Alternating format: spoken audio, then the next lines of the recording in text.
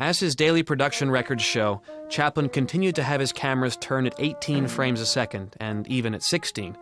Since the film was silent, he was under no obligation to film at sound speed, 24 frames a second. This way, Chaplin could give whatever rhythm he wanted to his scenes, speeding them up more or less depending on the needs of the action.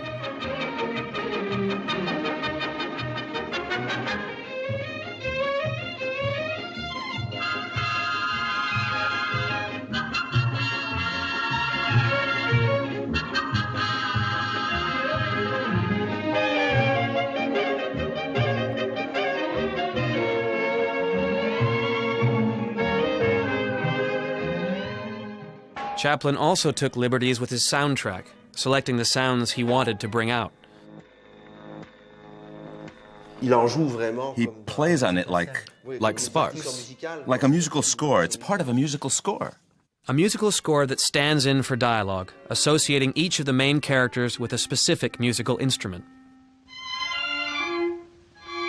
Quit stalling, get back to work! The only voices we hear in the finished film are those filtered through machines. The orders of the factory boss, the spoken instruction manual for the feeding machine, the radio. Sales Talk Transcription Company Incorporated. Your speaker, the mechanical salesman. Local news. A pardon was granted to the prisoner who so recently thwarted the attempted city jailbreak. Sheriff Cooler will inform the prisoner of the good news sometime today.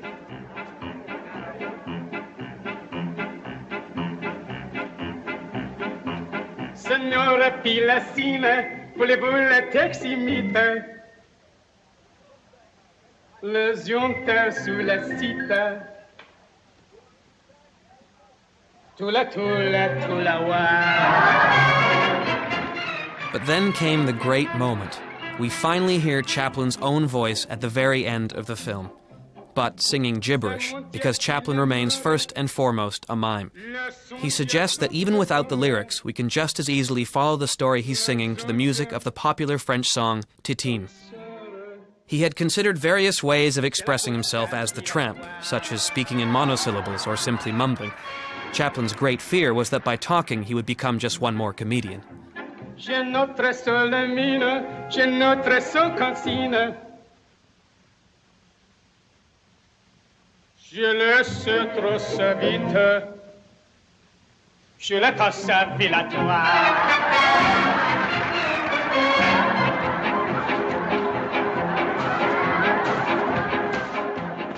Principal photography lasted for the better part of a year without any major incidents, from October 11th, 1934 to August 30th, 1935.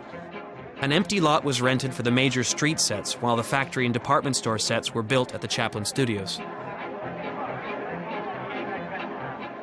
Chaplin edited the film as he shot, doing any number of retakes, as he had always done, with scenes that had not fully satisfied him.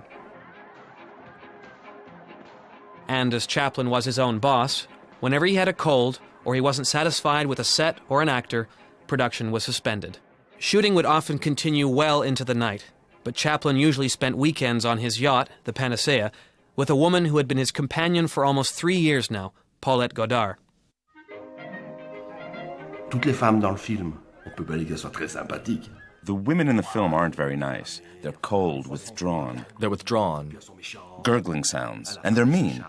The woman who says she's the one. And in the prison, too. The Chaplin's wife. Then there's this woman. You feel that the man filming her is in love with her. From the very first shot. Every time she reappears, every time she opens a scene, there's always a close-up. In different roles, in different characters. Every time. In June 1932, shortly after his return home from his world trip, Chaplin had met a young divorcee, Paulette Godard, who had already played some bit parts in movies. She was 20, he was 43. She was to be his companion for the next decade. They were married in 1936.